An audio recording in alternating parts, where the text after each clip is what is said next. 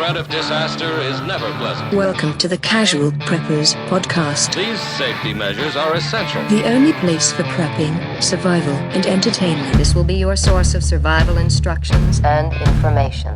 Every member of the family must be coached in the business of survival. Here are your hosts, Cam and Kobe. Can't say Happy New Year. I know, man. Might come out at Christmas next year. You never know. We had some Easter. problems. We had some problems with the last ones. If you guys aren't confused yet, Yeah. good job. Yeah. Because it was supposed to come a out. little weird. It is what it is. We had a glitch in the system. Deal Glitch with in it. the matrix. Deal with it. Yeah, you got it early. Be happy. This one. Gotta be on your toes with this podcast. You never know what you're going to get. You really don't. And today, man, I'm really excited about today because this is too. the super fun topic. Yeah. Right. I feel like this has kind of been something we've kind of bounced around but never gotten to. Mm-hmm. It's just something to think about. Yeah, So sure is. like, just imagine, like, what if you woke up tomorrow and you were the only person that was still on Earth, Yeah. as far as you know? The last guy or girl. So everything's still kind of like, slowly like It's like dying, but it's it's kinda like not a dead. rapture It's kinda like, happened, yeah, right? exactly. Everybody's just instantly gone. So cars are like coasting off onto, Exactly. onto the shoulder and everything like that. Mm-hmm. No people, no government, Yeah. and no one's coming to help. Yeah. So today we're gonna kind of go through like the challenges you might face. It's just different than anything else we've It ever is. done. It's different, but it also ties back to a lot of stuff we talk about It does. and a lot of things that you could think about as a prepper that will actually help you. Yeah, but Yeah. even like going while I was like preparing it, I'm like, well, I guess you wouldn't have to do that, and so it's just different. Yeah. Mhm. But so yeah, I'm excited about it. This is going to be Me cool too. because it's kind of like a little fantasy of having to deal with this. Mm-hmm. But you got to put, I got to put out of my head that I have a family because that would be the worst That'd part, be horrible. and I wouldn't even really care what happened to me at that point. no. But let's just say you're Yeah. single, you're going to college or something. Yeah. you're Sure. finished high school. Or you just wake up and you're a person, but you don't know anything Good, about your got to past. go to work then, right? Yeah, that's nice. Exactly. So it's going to be really fun. But before we get to that, I got to tell you about BattleBox. It's the monthly subscription box full of solid gear for adventure seekers, survivalists, outdoor enthusiasts, and casual preppers. Each month, BattleBox sends you the coolest selection of handpicked outdoor survival and everyday carry gear, all valued at far more than what you'd normally pay. You never know what's in the next box, but here's a sampling of what users received this month. The Fox Knives Yankee Axe. We were just playing with this before the podcast. This is a really cool little axe. And you get a Silcock Super key. nice. Everybody needs nice. Everybody needs a Silcock key. All this badassness starts at just $34.99 per month. They've shipped over 1 million boxes and won Best Subscription Box of 2020. Our listeners get 15% off when you sign up at battlebox.com/casualpreppers. Get 15% off your subscription when you sign up at battlebox.com/casualpreppers. Start your year out right. Yeah, get it done, guys. All right, so Cam laid this out, right? You just woke up. Suddenly, you are the last person on Earth. I wonder how far you would get in your regular routine Before you figured it you're out. like, Yeah, I wait don't know. a minute. I don't know. It probably wouldn't take very long for some people. Like it would probably take me like 60 seconds. I'd probably be on the way to work and be like, this is kind of weird. Something seems odd about today. Yeah. What is it? Yeah. Like, I guess, is it a holiday? Am I not supposed to be in? So there's like no people, there's no cars. You might not even have a distant hum of electricity, Yeah, you might not. You don't know. So what is your move here? What are your day one priorities? The first things that you have to figure out. Because if you just start wandering around aimlessly, you're probably not going to make it very far. You don't think it would be very dangerous, but No, you think could be. everything's ready or Yeah. available. You're like, man, I don't really have to worry or do anything Yeah. because I can use all this stuff. But you kind of have to. You do. And this is kind of where the rule of threes come in. And so that's 3 minutes without air. So, obviously, unless you're underwater or you're choking on a chicken bone at that second, your air is probably okay. Right? But you do have to keep in mind that air quality can That would be the thing. You're the last one alive. You and choke 15 on a minutes in. chicken bone. You stop at KFC, you grab some chicken, and for a You're reaching last... through the window to get a bucket yourself. Yeah. All right. Yeah, and you First accidentally... bite, choke to death. You choke on it. It's too bad. But you do have to worry about air quality because there's a lot of things that could be happening here in the first few days. There's probably going to be fires because everything's left unattended. Stuff's going to start burning down. There might be dust storms, or you might be dealing with crumbling buildings, or nuclear situations. Yeah. That's something we'll probably talk about later, so you need to think ahead there. So that's 3 minutes without air. 3 days without water. This is a big one. Water's going to be king in this situation. You're going to feel hungry in a couple of days, but dehydration, you could die in a day, possibly, right? You have to be very careful, but you basically have 3 days to figure this out. Where are you going to get water? How are you going to store it? How are you going to purify it? Is it clean? All of those types of things. And then 3 weeks without food. Obviously, food's very important, but this isn't a day one situation that you have to worry about. You're going to be hungry, obviously, but you probably have food in your pantry already.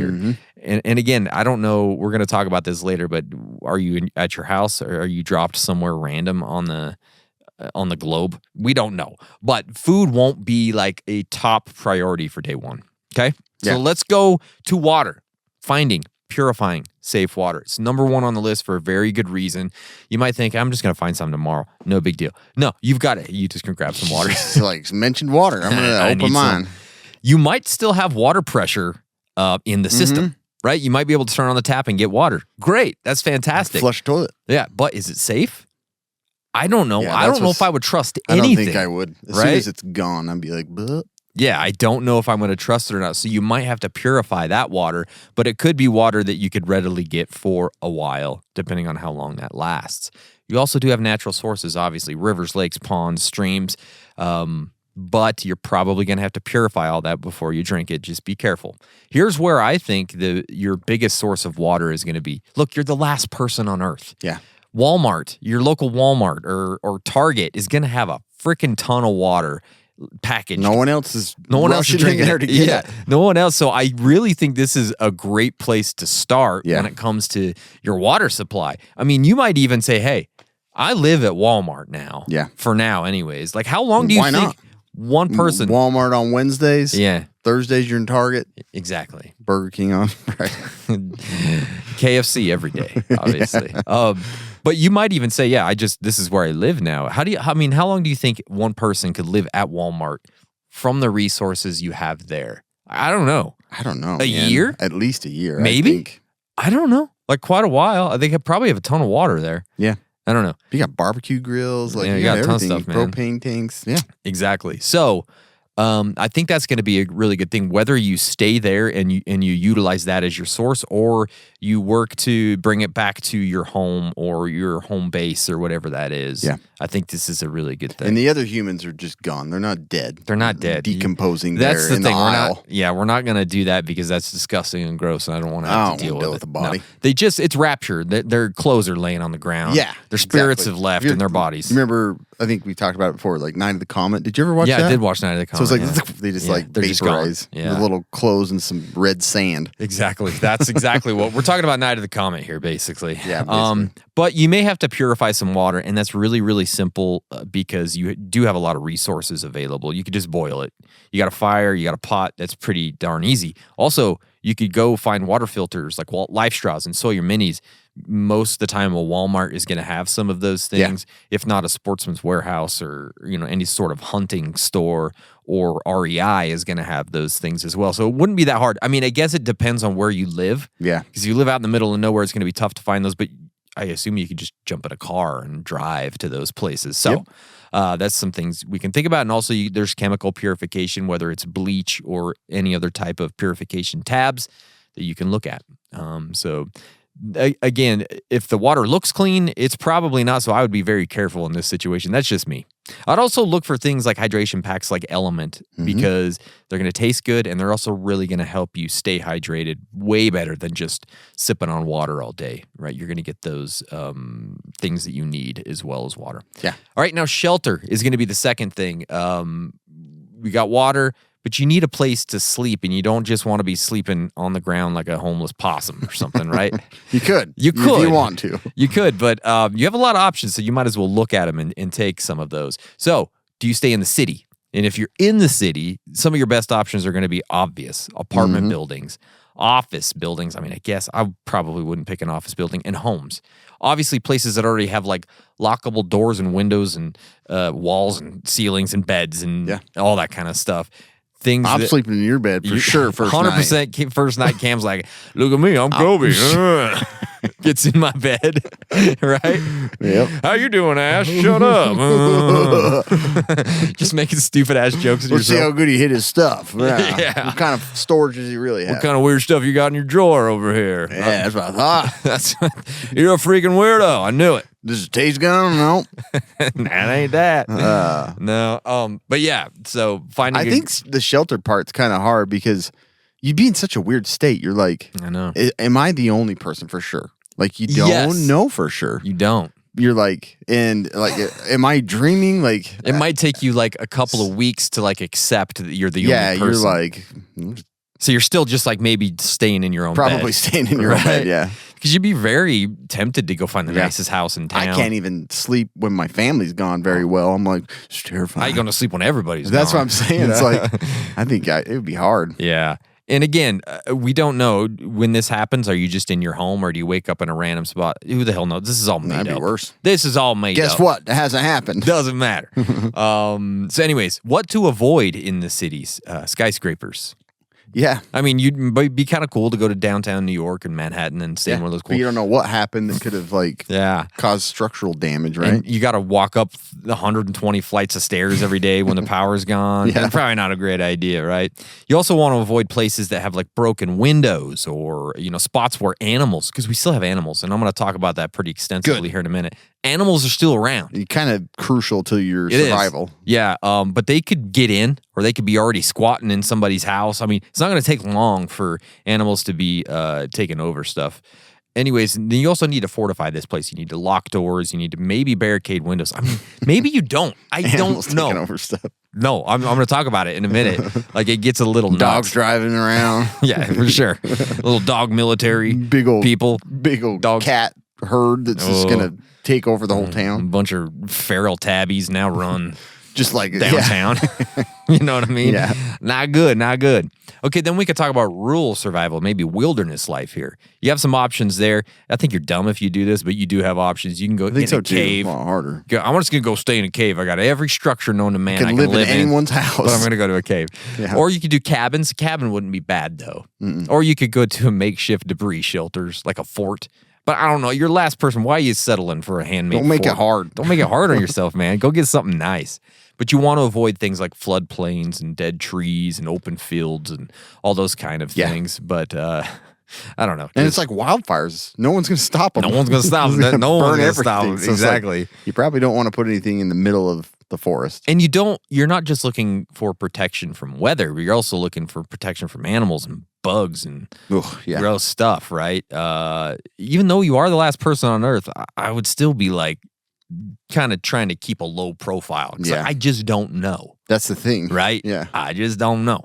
Number 3 is security. And the biggest thing when I think about this is avoiding injury or accidents. Because it's very... Safety from yourself. Safety from yourself. Because if you twist an ankle, if you cut yourself, if you get sick, guess what?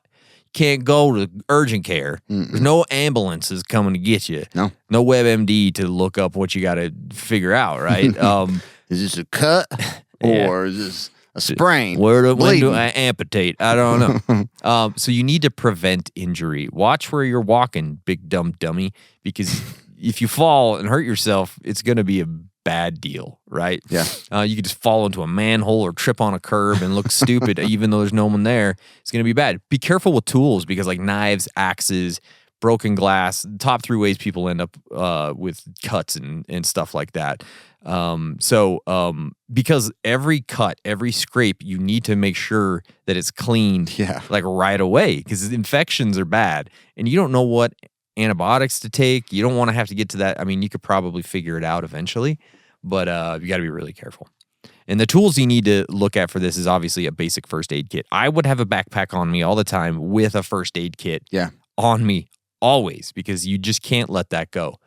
Wherever you're staying, you probably need to have a fire extinguisher next to your bed because there's going to be so many fires and things like they're just going to go. Yeah. There's nothing you can do to stop them. Yeah. Except for a little fire extinguisher, at least to get you out of the house or something. There's plenty of houses that are probably burning like a wood stove or a candle. I woke up this morning and my stove was on.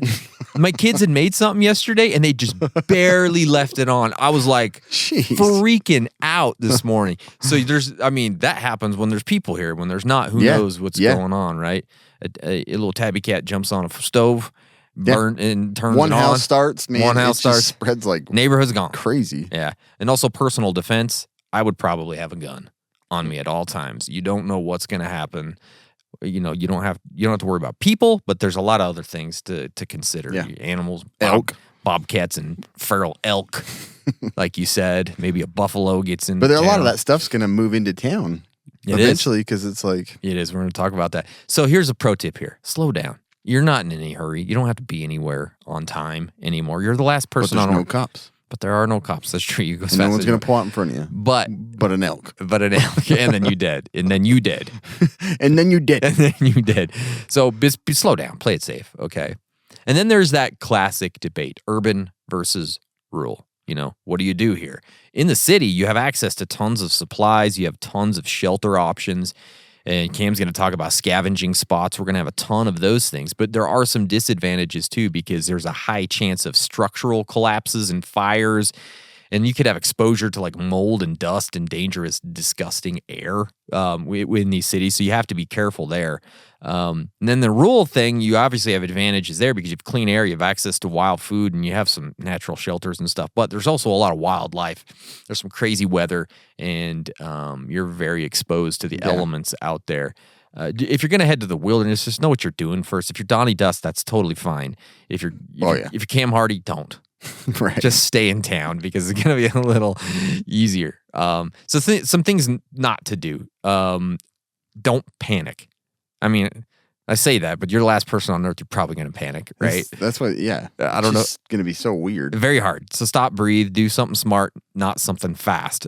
People make the dumbest decisions when they get into that panic mode. Don't waste your time or your energy. Focus on those things that we talk about: water, shelter, security. You don't go off chasing squirrels or exploring the city in a place you've never been on day one. You need to get everything in order that you need, right? Yeah. And have a plan. Map out your routes. If you're aimlessly walking around, you're burning calories, you're risking injury, you're getting dehydrated. So be very careful. So I wanted to talk about animals. We've already kind of looked at them a little bit right now. But when humans disappear, animals basically become the apex predators. They're the top guys. Everything. They take over everything. And while some will probably just avoid you, others are going to see you as competition or food. And so you need to be careful here. For the first little while, we're going to see some interesting developments with different types of animals right off the bat. So let's talk about some of those. Number one, the domesticated animals. Right? You got things like dogs. There's a ton of dogs out there, right? You got the small breeds are probably going to struggle out there on the streets, the mean streets by themselves. But large breeds, they're going to start to form packs. This is what they've done. It's in their DNA. They know what they're doing here. And I thought about this part too. It's like, you have all these animals that are howling and barking that are in cages. Mm-hmm. Do you let them out? I don't think so. I don't think I would either. You might go find a buddy or two. I know that's super cruel. Yeah. But they get... You're going to have enough problems. They team up, they're going to come back and kill you. I mean, I would probably get a couple of like dogs for your own as protection. I would too. And because we're going to talk about the isolation piece of it. But it's like you let all the others go.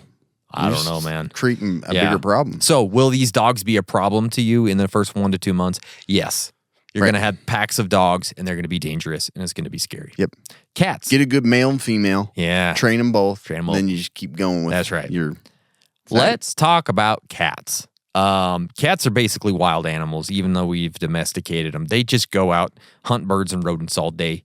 Anyways, even if you're feeding them, they do that. So are they going to be a problem to you? Probably not. So I wouldn't worry about it. They're going to knock out all your squirrels. They will. And your mice. Like, you might be looking to eat that stuff. How about livestock, Cam? The cows, the chickens, the pigs. You can let them go. The chickens are going to be fine, right? They're cows are going to have a rough go out there on their own. I mean, they're going to go out and... That'll probably be what would kill you. You should be going to scavenge and get hit, or you'll hit one. Here's where the problem lies. Pigs. In just a few weeks, they're going to revert to wild boars. And they are going to be a gigantic problem to you. But a great food source. But they are very aggressive and they're very territorial. So be careful when it comes to pigs. We'll talk about those more. And how about the urban animals, like the pests and the scavengers, like rats and mice? So right now, they thrive on abandoned food. And so what they're going to do is try and find you because you're the only one eating food anymore. They're going to invade your shelter within days. Yes, they're going to probably get into your food and your water.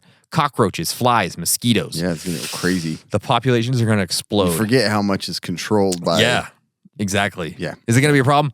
It's going to be a huge problem, big problem. And do they still carry disease? Probably. I don't know. I mean, it's going to be bad. Don't let them bite you. Good luck. Yeah, it's true. And then they got like the pigeons and like the urban birds and stuff like that. That's not going to be a huge deal, so I wouldn't worry Shouldn't about that. carry a bunch of flu around. Yeah. Well, that's what it could be. I don't know. Ooh, it's scary. So let's go to wildlife. Deer, elk, and herbivores. In a few weeks, they're going to be on the streets of your town, like right downtown. They're going to be feeding on the plants in the gardens. Are they going to be a problem? No, probably not.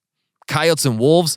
Yes, they're probably going to be a problem, mostly because you're a lone person. Yeah. Walking around out there, you look like a good little meal. Delicious. And over a couple of KFC, they're Yeah, always exactly. stocking. Yeah. Bears and cougars, with no humans to scare them off, they're going to start encroaching into the neighborhoods and the cities. Are they going to be a problem? Yeah, the bears are going to raid your food. The cougars are going to see you as prey. Be That's careful. creepy stuff, man. I know. Be careful there. Wild boars, again, we talk about the domesticated pigs becoming feral, but you already have wild boars out there. If you're in Texas or those places that have a huge population, it's going to get worse. Yeah. Way, way worse. So be careful there. How about if you live near a zoo? Or if you live in Texas, right? If you live near Giraffes, a zoo, man. Yeah, crazy. Worst nightmare. Worst nightmare. You can see them coming, though, over the trees. That's the nice thing. Right? You see their little heads up there. You just see the trees moving like, Oh, gosh. like Tyrannosaurus Feels Rex. like, yeah, Jurassic Park or something. So let's talk about lions, tigers, and large predators. And bears. And bears. What if they escape the zoo? It's going to be bad because they're going to come to the suburbs. Yeah. And now you have a lion in your neighborhood or a tiger. Another reason you're glad that you have, A gun. ammo and a Yes, rifle. exactly. How about the monkeys and the primates? Like apes, dude. These things are pretty darn smart. They're resourceful, and they can get into your shelter if they want to. Are they going to be a problem? Yeah. Yeah, for sure. I'm scared. I still remember to this day watching an Animal Planet.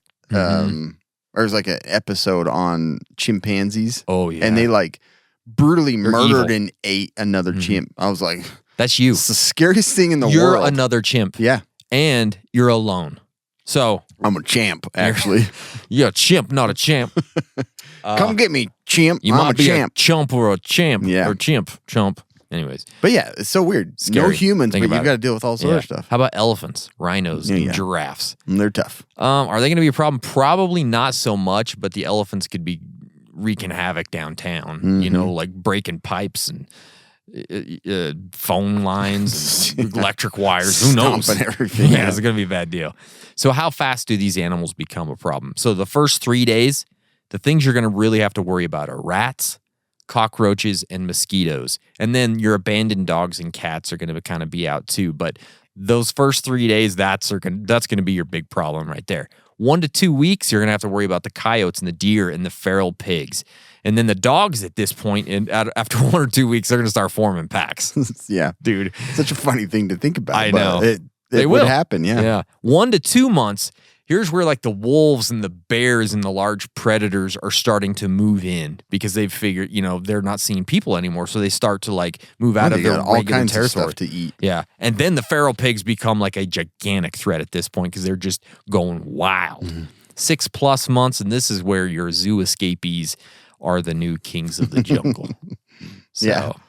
that's how your timeline looks for the first 6 months. And so I did little top 5 animal threats to the last human. Number 1 is feral pigs. Yeah. Them little bacon bastards are going to get you. They are at some point. So you need to be terrifying, careful. man. Have you ever seen the videos? Shred your freaking legs. And, Have you seen those yeah. videos of them attacking hunters? Yeah, they're mean. They They're are like the mean. meanest thing on Oh the my planet. gosh. Delicious, but so mean. Yeah. So mean. Be careful. And then number 2 is going to be your feral dog packs. That's scary. That creeps Feral me out. dogs creep me out too. And then you got rats and your mice. which is like tons of disease. Disgusting. And everything. And then bears and cougars, obviously, that's a bad deal. And then your mosquitoes and cockroaches. Yeah. And that's great because like you think you've got all of this stuff available to you. You know, houses full of like, you know, pantry items and stores with and foods. you do. But you're Other going to have threats. competition that you never thought you would have. Yep, exactly. So, yeah. So we're going to talk a little more about like long-term issues. So first I wanted to talk about like what's going to break first. Me, I'm going to break. Me too. Critical infrastructure breakdown. So your water treatment, you'd mentioned that it's like our water that we drink, it goes through a huge process every day. And there are people that keep this whole thing functioning. All of it, like the power grid, water, our food production, you know, there's a lot of people behind it. You may not think so, but there are. Yeah. So once the power grid fails, you know, water pumps would stop working, water treatment facilities would cease to operate. And you don't know how long that's been going on. Now. It like immediately could have shut down and already the water pressure that's still there has contaminated water. Ugh. So that's what you just kind of have to take, like you were saying, you just have to assume that the drinking water isn't good anymore. And this would quickly lead to shortage of clear, good drinking water. Food. Without farmers, food production, you know, whatever's on the shelves, once that's gone, there's nothing coming back. That's it. You're not getting any, you know, semi-load full of new cans of food. It's done. No one's packing it and producing it and sending it. Yeah.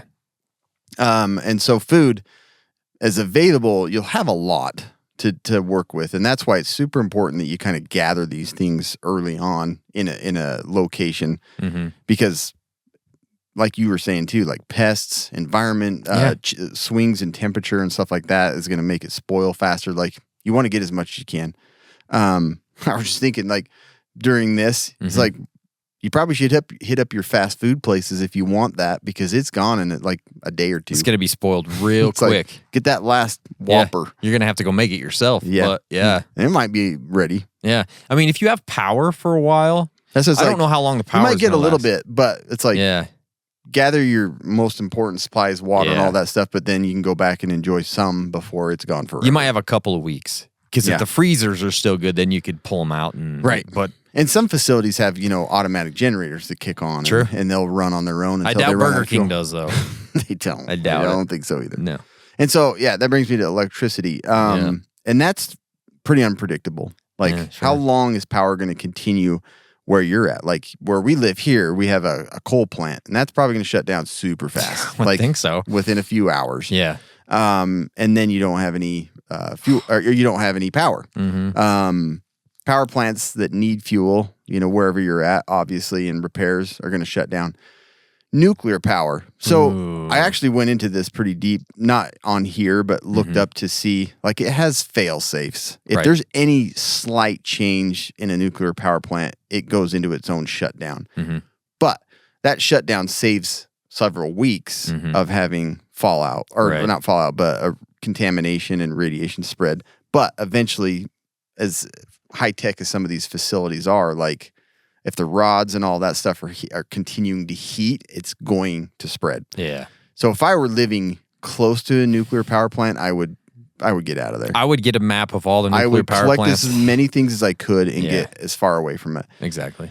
And so that's why I dug into this, and a lot of people are like, you know, it has fail safes, it would shut down, and that could be, you know, you're safe for a few weeks and then, or it could be you're safe for a few months. You don't know though, unless you have a, you know, if you're constantly checking to see if anything's radiated and you're, it's just too big of a hassle and too terrifying that it's just like, get away from it. And then the safest plan would be to leave those. And then you have to consider like, okay, well, you have fuel for generators and I'll talk about that too, but like, everything is powered. Yeah. You can't get the fuel out of the ground without a fuel pump. How do you pump it? Yeah. Yeah. And then, and so everything starts to collapse pretty quick, you know, just like domino effect. Everything starts to fall apart. Transportation, you do have a huge variety of things to get around.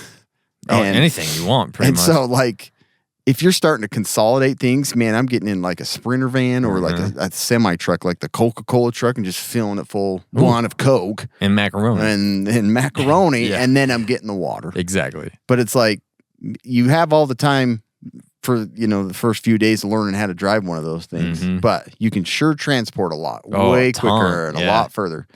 So, so you'll have a lot of transportation early on. even in the long run, you still have some options.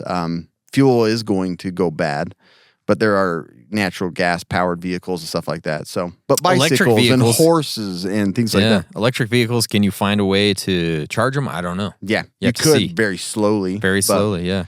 But if you had like 30 Teslas in one place and you were just charging them all like on trickle charges. It's true. Like, could you make that work? That would be really nice. I don't know. And that was another thing I had to talk about with power. So I'll get to that. Okay. So the other thing is like healthcare you were mentioning. There really isn't anyone to take care of you for critical illness, medicines, like all of that stuff is going to be gone pretty quick. Medicines spoil quickly, so you want to start collecting some of that stuff for sure. Communication. The thing is, you don't know what's going on in the outside world because everything's down. You've lost power. You may have, if you have some radios, I'm going to be running them always. Just to see if something happens. But, you might even be that person that's transmitting a signal every once in a while to try and pick up any other survivors. Yeah, maybe there's like 10 people on Earth. And you're just happen to be one out in the middle of nowhere and there's no one else near you. But that's all going to be like battery powered and you're going to have a backup system. So that's right. Now it's moving from you becoming like you found a place to shelter and stay put. You're becoming now like a settler, which sounds pretty cool. Of like Catan. Yeah. At this point, you've been able to take care of yourself. What's left? Make sure you have the essentials, and you're not going to die real soon. So, how to keep yourself going if you want to, because you might have lost your mind and you're like, I don't really care. Yeah. But now you need to transition from survival mode to sustainability. So, water. You talked about that. Lots of bottled water to store that's in stores untouched. I would be gathering and collecting all that because it's readily available. It's sealed. And it's easy to use and drink, but it's going to run out. There's nobody bottling anymore. But I don't know how much is available versus how much you could drink. I would get so much of it, and like I would assume you'd have years and years available of just bottled stuff. Yeah. So but you have to assume you don't. You know what I mean? It's okay, I want all this because it'll be easy, and that's probably what I'm going to use. But I also need to be like near a stream or somewhere where I get this. Continual flow of water. Because if you're like in the middle of Phoenix, it's like, I don't think your water's going to last. I would leave. I would too. I would go to a really like neutral climate. Yep. Probably one without winter too. Probably go to San Diego or something like that. Yeah. But collect all those filters too. You might as well have them on hand. Yeah. And ways to boil, ways to start fire so that you can keep that water good. Yeah. Do you just immediately go to a very temperate climate? Do you think? I think I would. I think you would make total sense to do that. It's a lot of work, and where you have all these supplies here plus your own in your home. Yeah. It'd be tough. That'd be a tough decision. I think I would. Yeah, I think I would too. Go somewhere so much easier. Yeah, that's like 70 degrees year round, That would be a lot nicer.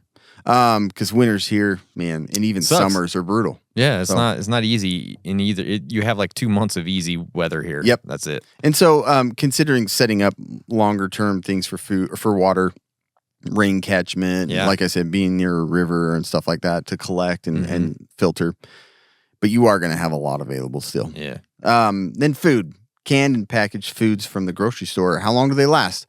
The thing is, canned foods have an indefinite expiration. Yeah. They have a date on them, but as long as the can looks good and you open it, it may have lost or taste weird, but you're risking it a lot bit. Yeah, but you got to risk it for the biscuit, baby. Yeah. So I would be collecting as much of these stored like medium to longer shelf life foods, and also eating as much as I could of all that other stuff that's going to spoil faster. Gonna get it. Yeah, and I think just like long-term shelf life, like prepper food, why not just grab as much of that as you can? For sure. Too, you got all the water you need. There's no that would be the thing that like every run you're going to be getting the long-term food stuff. Exactly. But you can set up a freezer and everything at home with a generator and everything like that, and that'll just give you a little bit more for longer. But collect as much of this stuff because it's so much easier than foraging and hunting and all that stuff. There are probably a lot of wild boars around. Yeah, so and that's the other thing is it's way safer to just stay put. And eat your cream of corn. It is. And then the problem with that is also the health issues that come along with eating all this stored food. So that's where you start considering wild foraging to get more like healthier foods, berries and different roots, plants, things like that. Obviously, you're probably going to go to gardening, but yeah, you'd have to do foraging. The thing is, like, it's not going to be the safest thing. You're out vulnerable to the environment, to animals and all that stuff. But there's no harm in picking up a book just in case you need it. I mean, what else are you going to do? Yeah. You're just surviving inside Read about a house. foraging. You got nothing else to do. Yeah, what else are you going to do? And then learning the availability of certain plants and things like that through the year just in case you need to, resort to doing some foraging. Absolutely.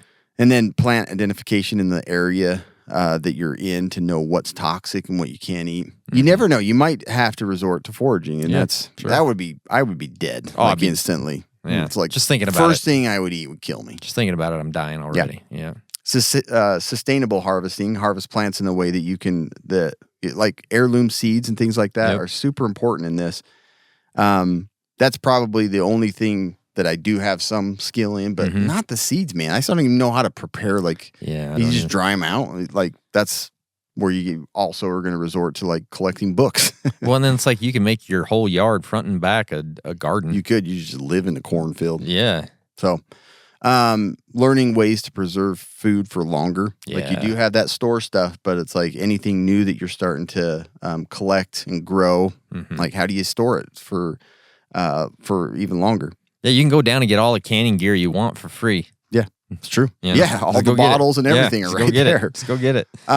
Nutritional considerations, caloric needs. Some people will just, like my wife, would just stay eating the same thing over and over and over and probably miss out on some key nutrients. Yeah. So you need to I'd get multivitamins for sure. It's an easy thing to have. You got a ton of them. And then look at hunting, fishing, and trapping for a variety of animals and fats that you do need. Yeah, fishing would be great. Yeah. So when you're looking for that location, if you're going to leave, find a good river that's going to have fish in it. Edible insects, that's one thing that you could consider. You could. So no thank you. I don't think you would ever resort to this but in this scenario forever. Yep. And then consider things that you've never eaten before. You could have an allergic reaction, and again, you don't have any medical care. So good luck. Dead man. I mean, you might want to just get an EpiPen. Yeah, and that's keep true. it with you all the time. That's a really good idea, actually. Just have one with you in your backpack. No problem with that. Nope. And they're a lot cheaper for free. Yeah, it's like 100% discount. Yep. Local field guides, books on foraging, like I said, are super important. I mean, there's great books out there for this. The Forager's Harvest, Edible Wild Plants by Lee Allen Peterson. I have some of these that I'm glad I have.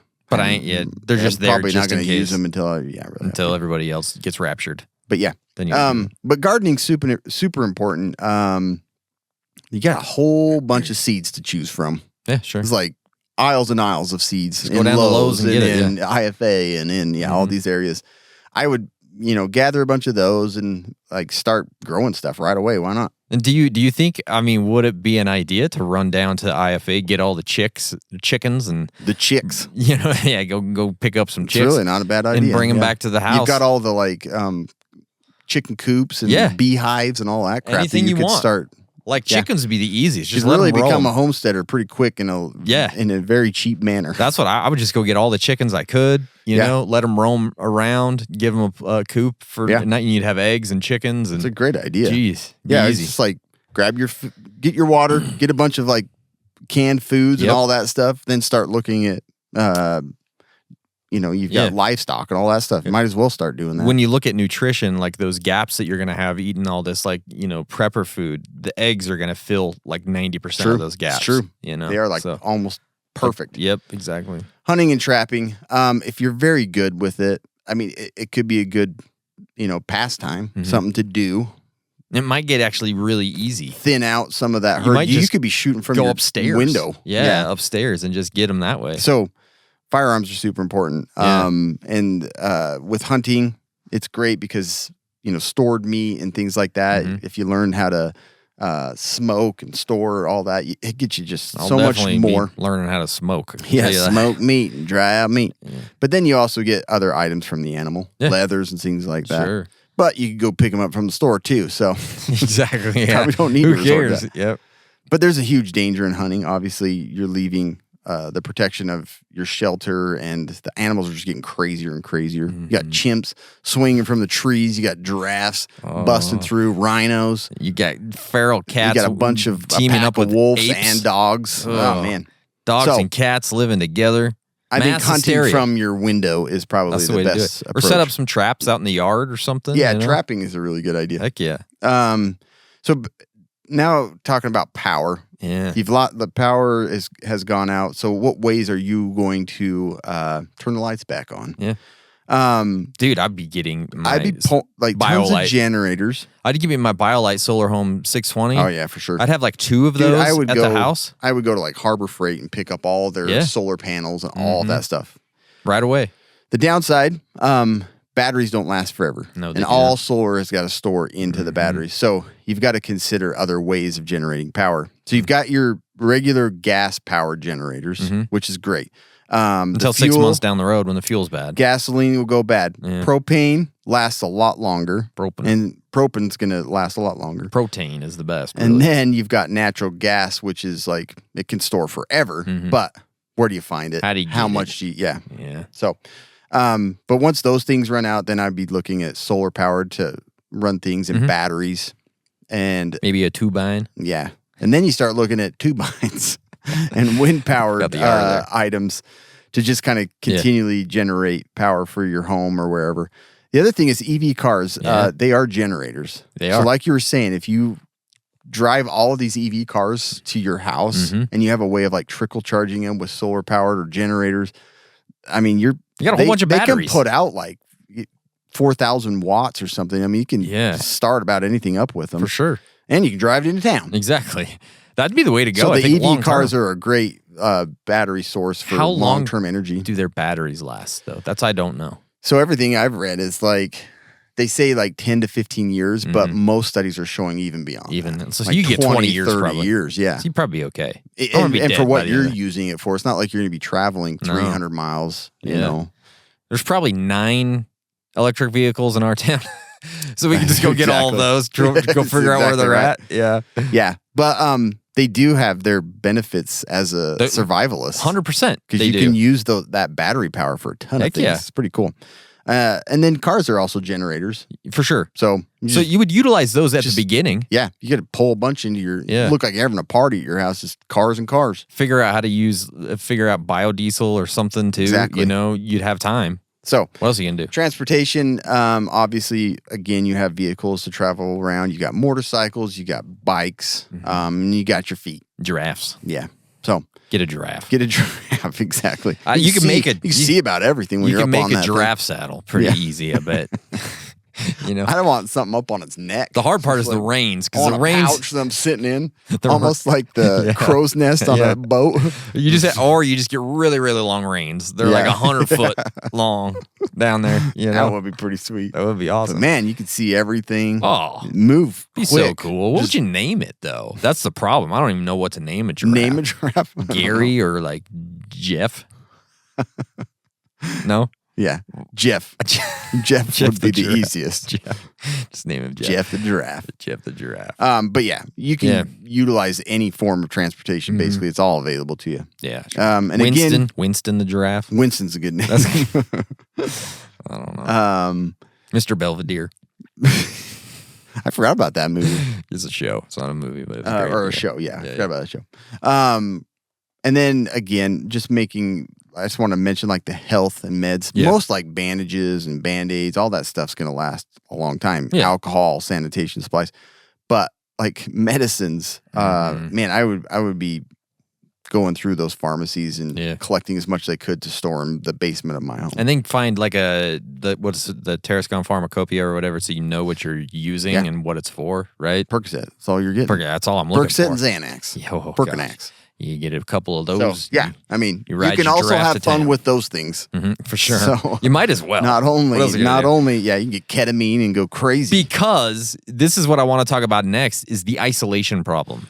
Here. You do have meds though. You do have meds. That's a the good thing, idea. right? Because we're talking about like this as survival, and it's not just food, it's not just water, it's not just shelter. A lot of about what's going on in your brain box up here because it gets really weird when there's nobody else When you don't there. communicate with humans. Yeah, you get this loneliness that'll set in, and it's like this slow creeping monster that like messes with your thoughts and your emotions, and then also kind of your grip on reality eventually, right? Because we're very social creatures, and when you take that away, your brain starts filling in the blanks with really weird stuff. And that's why I said right at the beginning, man, if you can get a dog or a couple of dogs, Super important. that's super important because you're going to need someone to talk to. The cats are going to try and eat you eventually, but the dogs will be good. They'll be awesome to you. So why is isolation dangerous?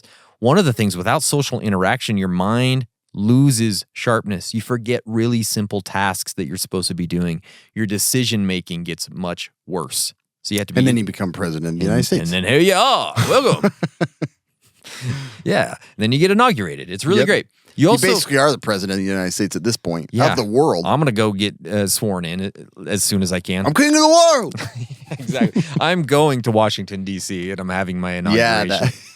It's happening. But you also get this paranoia. Like you hear like a noise. You would. And suddenly Voices. like, Bigfoot's here. It's a zombie Bigfoot. Or is it, you know what I mean? No, it's just wind or something.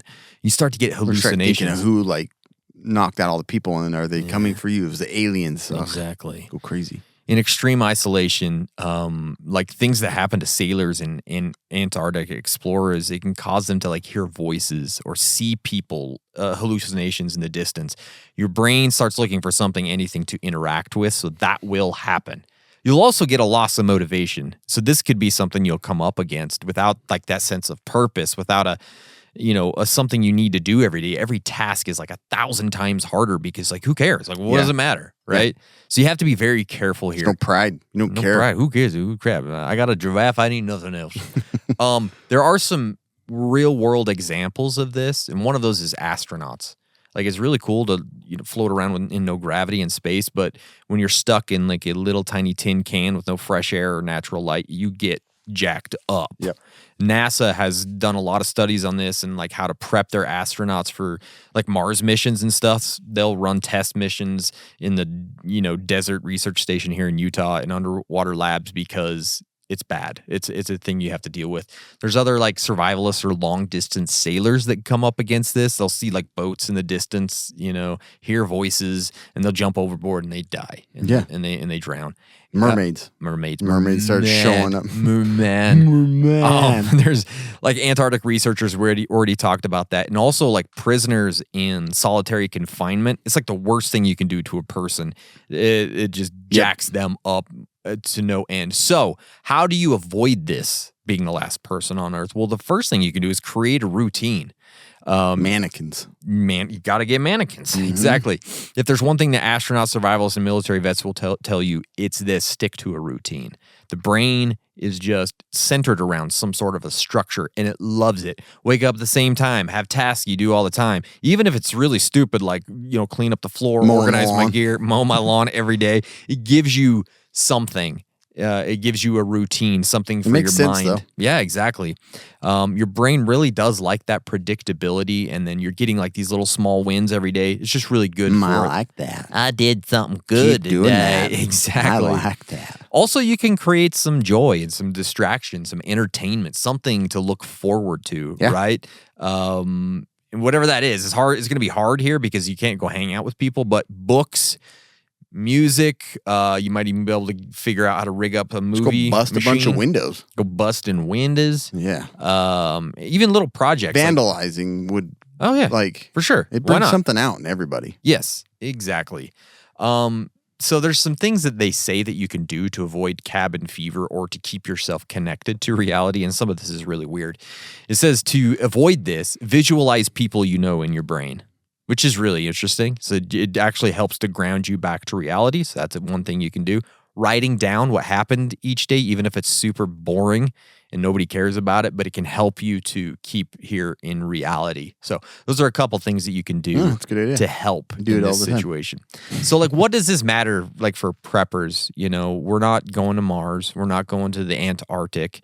But these same concepts really do apply. If you're hunkered down in an SHTF event, maybe you're isolated for weeks or months. Bug out location is like you're trying to stay away from everybody. Exactly. So these things are actually very helpful, even though this is a really weird scenario we're coming up with. And how can you do this? How can you help your brain figure this out? You can go on like digital detoxes, 48 hours, no phone, no TV, no social media.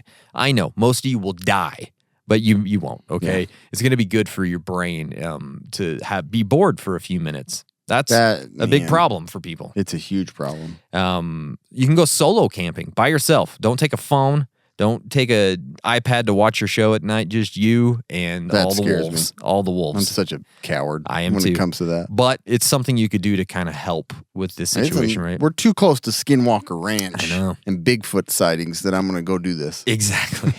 So anyways, this isolation is not just a boring thing. It's actually very dangerous, and you need to figure out how to deal with it in this situation. Yeah. Right? No, I think that's great. I do too. Also, what else is great? Element. As people who want to be prepared and ready for anything, the last thing you need is something that will slow you down when you need to be ready the most. That's why we at Casual Preppers have teamed up with Element. It is a tasty electrolyte drink mix with everything you need and nothing that you don't. We think Element is perfect for bug-out bags and EDC kits. Why? Well, because it contains a science-backed electrolyte ratio. 1,000 milligrams of sodium, 200 milligrams of potassium, and 60 milligrams of magnesium. Casual Preppers listeners can get a free Element sample pack when you make any drink mix purchase through our exclusive Casual Preppers link. That is one packet of every flavor. And you can get this the first time, the second time, and the 100th time you order your Element stuff. So that's delicious and wonderful. Head to our link, drinklmnt.com/casual preppers to get your order and your free sample pack with any purchase. Go get it. Yeah, then you know what you want, You know right? what you want. That's right. So during this whole thing, once you got your mind settled and you're riding your giraffe and things are Mr. stored Belvedere. away, you truly are going to become like a master at resourcefulness and scavenging. You have to. You have to. So how to become a master scavenger. That's not a scout badge. Might be, actually. It might actually could be, yeah. But you need to develop a scavenger's mindset because it's going to be the method in which you obtain all your supplies continually. You're just taking stuff. Yep, yeah. There's nothing wrong with that. Nah. No one's around to care. Nah. We're going to talk about that too. Sure, you can become a craftsman, a blacksmith, pro canner, but why? There's no reason You to. just go collect all this stuff. Yeah. So as supplies, food, environment change with the use and time and decay, you need to become a master scavenger. And so scavenger skill set, adaptability. Be prepared to adapt to your scavenging strategies for different environments, change of weather, location, and stuff like that. Resourcefulness. Learn to see the potential uses of everyday objects. Yeah. You know, broken piece of glass, you can use that as your knife. Sure. Cut your hand open on the other side. Might as well. Yeah.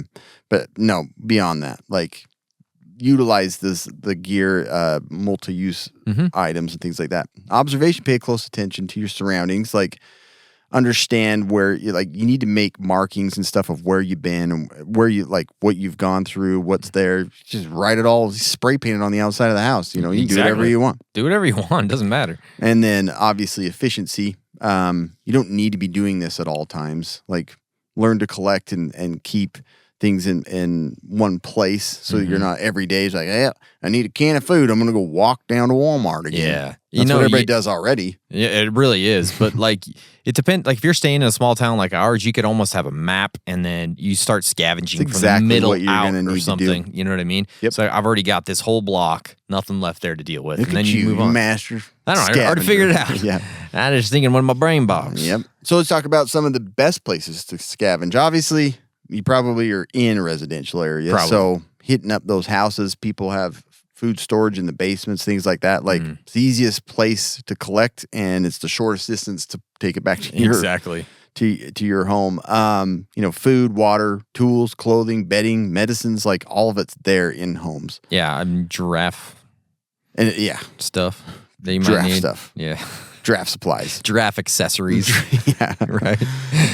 Commercial areas. Obviously, you've probably got some sort of store in your town. Yeah. Hopefully. Hopefully you have more than that, like Walmart, Target, Lowe's. Amazon distribution center. Oh, dude, that would be the best. Perfect. Yeah. Yeah. But scavenging these, you pretty much find anything you need. Tools, clothing, blankets, food, all that stuff. Schools, care centers, or all these buildings are scavengeable. Is that a word? I think so. Yeah. But like schools and care centers, like they have a huge amount of food stored there to feed the residents and the kids. Abandoned vehicles, you can find a lot of cool stuff in there. You know, video games usually has like the best stuff in abandoned vehicles. Heck yeah, I know. So that's true in real life, I think.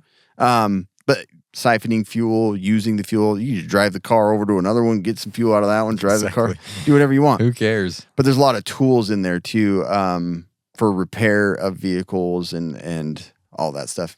The jumper cables can be used to power and charge batteries that you can use in your home and things like that. Tie up cats. Exactly. Get real crazy. Swing around and clamp them on parts of your body for fun. Hit monkeys in the face with it. Just do whatever you want.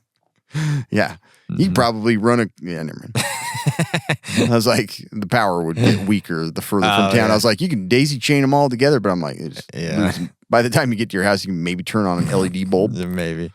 And then the natural environment, forests, fields, waterways can provide food and water, materials, shelter. Cut down a tree, build a new home. There you go. Or just go down to the lumber yard and get the lumber. Exactly. Exactly. Yeah. But you know, you could. Just build it right there at the lumber yard. That's true. That way you don't have to move it. That's true. Or you just build a big ramp and everything just rolls from town into your neighborhood. Or just move to another house that's already built. Yeah. Like don't be building stuff. You don't need to. And then the 10 most useful items to scavenge. Oh, nice. Top 10. Water, obviously. Yeah, for sure. Bottled water, water heaters. I don't know why I put that in there. Plumbing fixtures. But yeah, a lot of different things for water management. Yeah. Food. Yeah. Search for canned goods, packed foods, edible plants, protein edible bars. Animals, edible animal food. Edibles. All that stuff. Edibles. Yeah, there's that too. And then tool and repair items. Harbor Freight, tool baby. CD. It's great. But no, you're definitely going to want to have a bunch of hand tools to maintain your shelter and your vehicles and stuff like that. And to throw it.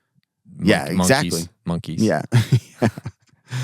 Axe throwing perimeter so that when any animal gets close. Yeah. Exactly. And we just got a new axe for a new hatchet from BattleBox. It's either an axe or a monkey killer. We don't know. And then shelter items. Yeah. Tents, tarps, blankets, blarkets, blants. Blarkets. Yeah. Trampets. Clinkets. The first word I said sounded like it was going to be like blankets and blarps and tents. Blarps. You got any blarps in here? Any of that stuff to help keep your shelter not falling apart. That's what I'm trying. Yeah. First aid supplies, bandages, antiseptic wipes, pain relievers, toilet paper, wet wipes. Tummy stuff. Yeah, tummy stuff. Fuel. Gasoline's going to go bad. Yeah. So I'd collect a lot of it and start using it in whatever way. Generators and all that stuff. And then go to propane and then other fuels. You got the canned fuels in the store that last a lot longer too. And then you've got protein. Oh, it's good stuff everywhere. Clothing, bedding. Yeah. Obviously, you're going to need more of that stuff because you're going to soil your linens often. Yeah, you are. When you're by yourself. You just don't care. You're just crap in every pants and just get a new one every day. I don't go into those 4 houses. The bedroom's got crap in the bed. I don't know why. That's just all my soiled pants. That entire neighborhood. It's pretty dirty in there. These suburbs are disgusting. Before the people disappeared, they did all this weird stuff. I don't know what happened. Who am I talking to? I don't know. I'm talking to my hand. I don't even know who I'm saying this to. You hear me, cockroach? I told you once. Don't go in my house. Oh, the shoes are looking at me over there. I hate them flip-flops. Hate them. Keep walking around at night. I heard them. Stupid Crocs. Stupid. Hate them. Get out of super here. Crazy. Stuck in all the shoes. The shoes are your enemies. Where's your brother? Huh? See you by yourself. I saw what you did last night. You kill him? Knew it. Power. Anything. You ain't got no soul. I knew it. I knew it. I'll kill you right now. You're done. Power, obviously, batteries, cords, lights, Christmas lights. Cords. I'm telling you, extension cords would be nice. Sure, man. yeah, no, I get it, yeah. Just run power from all kinds of direct. Heck yeah. Weapons and guns. Oh man, I'm having all the good stuff. Dude, you'd have so many cool weapons. Oh. Go to the police station and get all the guns there. Heck yeah. Go to Sportsman. You can go to Walmart. You'll have so many weapons, and I think you should. So in this much case, weapons. So like much weapons. animals are going to get nuts. Yeah. So, and then radios and comms equipment, like I was talking about, like having that stuff. I'd probably have a radio on to see, that static can really give you some. Would you peace go of down mind. to like the radio station and just like try and broadcast out? Maybe Keep doing the podcast without that'd be terrible. How to stay safe from all the shoes. Episode 455. Welcome. Welcome. Yeah. Last episode we talked about giraffes. Yeah. This episode we're talking about shoes. But it would be the easiest thing. You just broadcast one CD over and over. Tool. And when you're driving around town, you just turn on the radio to the. You always got it. It's like, and go back and change it another time. Yeah. But yeah, so those are kind of the top things I get to that. look for. Makes sense. Safety considerations. Scavenging can be really dangerous. You're in environments that you've never been in. Fall through a manhole in someone's house. Or a woman hole. Exactly. Let's not be Excuse sexist. me. Excuse me. Holes are for everybody. Unstable buildings and debris, and who knows what's in the basement of those homes. Shoes. Yeah. And then avoid contact with hazardous materials, chemicals, asbestos, molds. That's the thing is like no one's taking care of these homes. You start scavenging them, and it's probably just infested with soiled jeans. like full mushroom garden in the basement. Poopy jeans. Yeah. That bed's growing mushrooms. Mushrooms. And then be aware of threats, animals, and other people. You still don't know if people are in there or what caused it. It's always wondering. Wear gloves, sturdy shoes, protective gear. Like, I know you're on your own and you don't have your wife or husband to tell you to be careful, but you need to be careful. Yeah, we're telling you right now. Yeah. When it happens, be careful. And then when things start to run out, handling the scarcity of, canned foods are gone, fuel's dried up. Everything's going to be available early on, but eventually you're going to have to, if you live that long, I know. You're eventually going to have to start considering like inventory rationing, nutrition, like how to diet so that you're getting the proper vitamins and minerals that people you're will be probably not getting. Dead from liver I was going to say failure. all of this, yeah, exactly. In like the first few freaking months. clean out the liquor store. Just be done. Preservation techniques for food to continue going. Like you should be learning some of this stuff along the way while you're enjoying all the canned foods and stuff that you scavenged from the grocery stores. Gardening, foraging, hunting and trapping, raising livestock. You should be working on that during this because eventually you're going to need it. Yeah, eventually. And establish a rotation system as things go bad, just like you're doing right now as a prepper. You have to make sure that you're eating the stuff that isn't going to kill you. I agree. So That's there great. you go. I like There's that. a lot of things there. That's how you can get your master scavenging badge. I like that. Here's a question, and it's more of an existential one. This, obviously this question is for this stupid, nonsensical situation that we've made up in our heads, but I think it's also a question you could ask yourself in any large scale, long term, like SHTF scenario, like almost like a world ending scenario, right? Do you try and preserve humanity's legacy in this situation?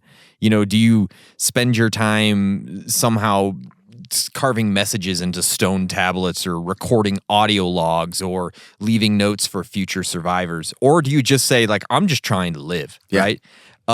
Because, like, do you have a responsibility to future humans that might be coming? We don't know.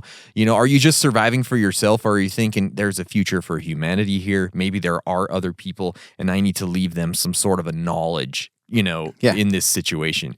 I don't know, but it's something that you could consider here, but also in other situations, like I said, long-term SHTF. Do you try and preserve knowledge and history and all that kind of stuff? I probably would start to. I don't think know. just talking it out, like some journal entries help your mind. Sure. Kind of like I Am Legend. I guess he was kind of scientist there, but he's also talking about, cool stuff. Nah, for I haven't sure. seen that show in a long time. It's a good movie. Yeah, it's a good movie. And also, like, if you are the last person on Earth, are there rules? Do you own everything? There is no society, so is it stealing to take anything here? I mean, I don't think so. But Do whatever you want. do you just become king and live in the White House now? Or, you know what I mean? Or do you worry, like, are people going to come back and now I'm going to be in trouble? I don't know. You have to think about those things as you're going, right?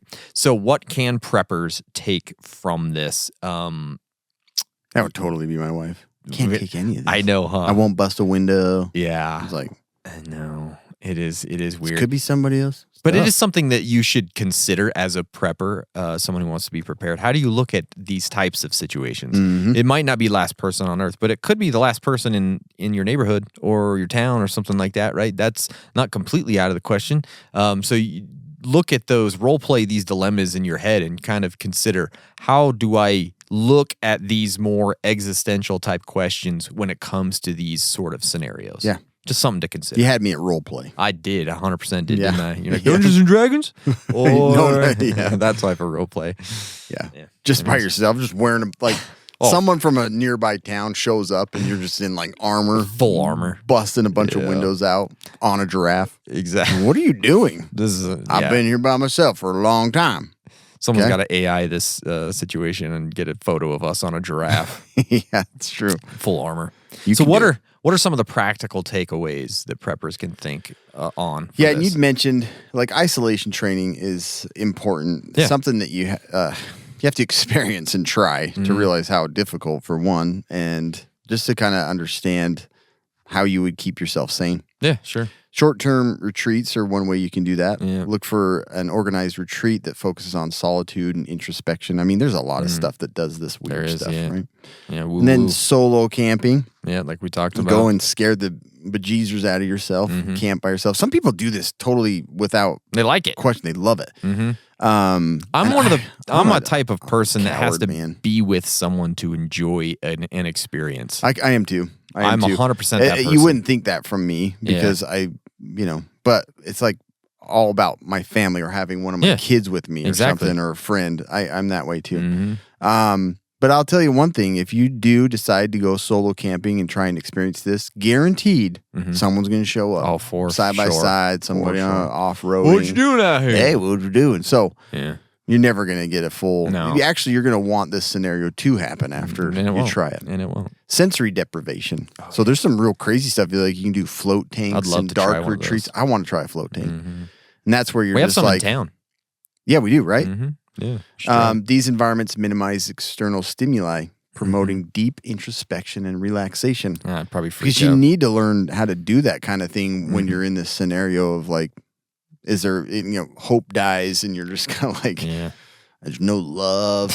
You Exactly. don't touch anybody Or yourself. or yourself. Yeah. That gets old. I don't deserve it. But yeah, I don't deserve a hug from myself. it's touching my back. No one's touched my back in a while. Get a monkey and go and love you. Rub my back. Relaxes me. Come on, buddy. So everyday isolation practices, certain little things that you can do to ease into this. Digital detox, schedule regular periods without phones, internet, and social media. Try it. See what you what you think about it. Mindful solitude, daily moments of solitude in your routine. That's a good thing Step to away figure from out. work, Yeah. meditate, get away from everything, turn off phones, stuff like that. And then solo hobbies like Han. writing, painting, reading, astronomy, gardening. What? Just astronomy is a funny solo Well, the hobby. reason I put astronomy, there's a ton of people that go and do Night astrophotography and astronomy, like clear out in the middle of nowhere Yeah, by they do. themselves. I'd say the majority do, which terrifies me. Yeah, people are Such crazy. a coward, man. And if you are into astronomy, you're going to be by yourself anyway. Yeah, nobody likes that. Mental and emotional preparation, self-reflection, like you were saying, like journaling, meditation, mindfulness practices.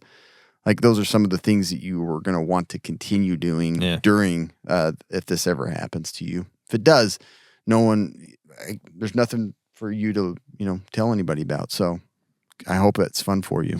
Yeah. Goal setting. You might Yeah. want to do something like that to like slowly, gradually progress into being more solo. Exactly.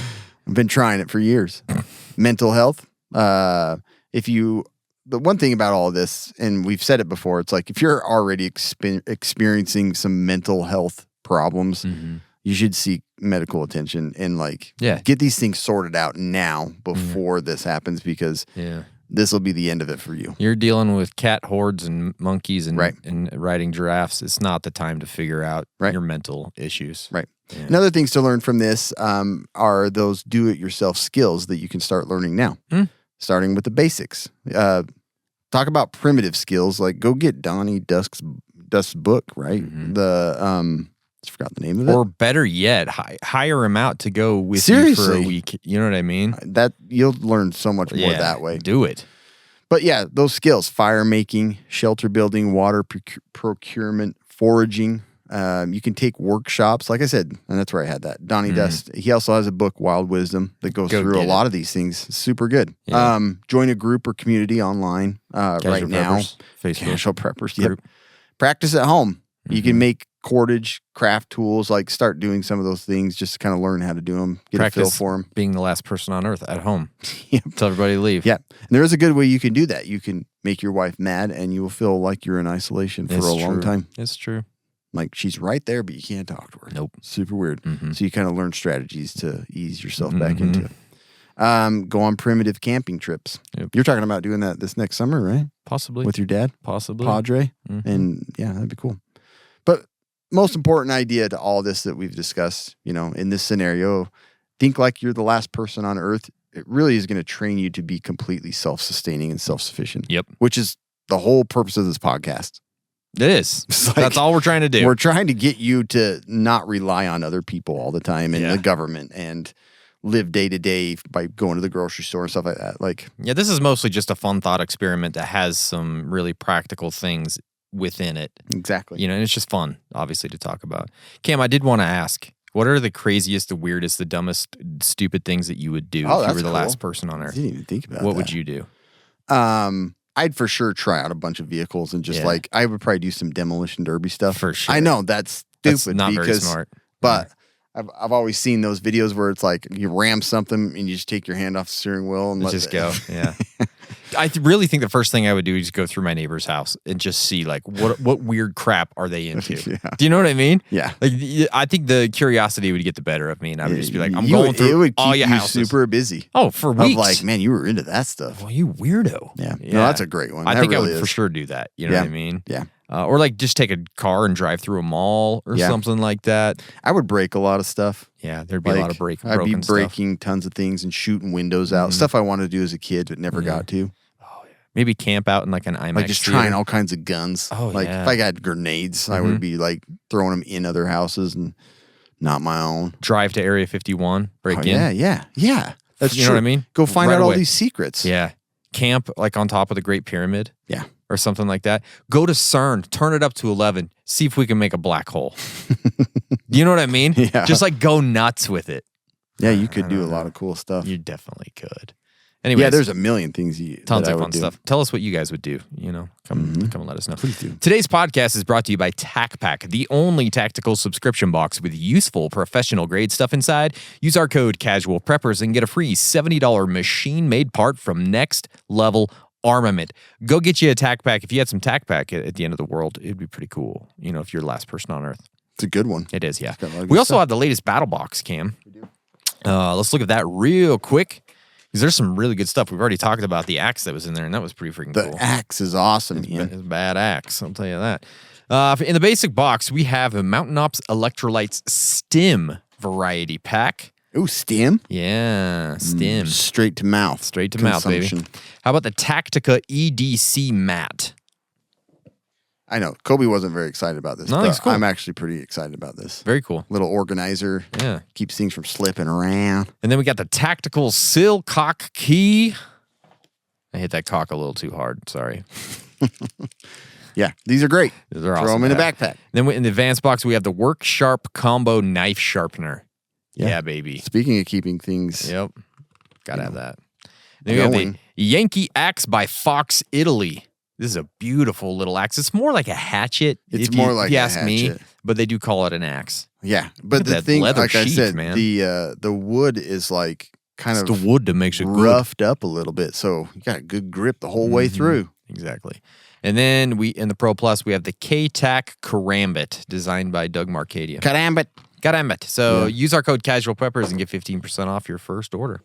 Anything else, Cam? No. I hope you don't end up this way. Me that too. You're the last person on Earth because none of us will ever know about it. Nope, we won't. All right, guys, thanks. Stay survived.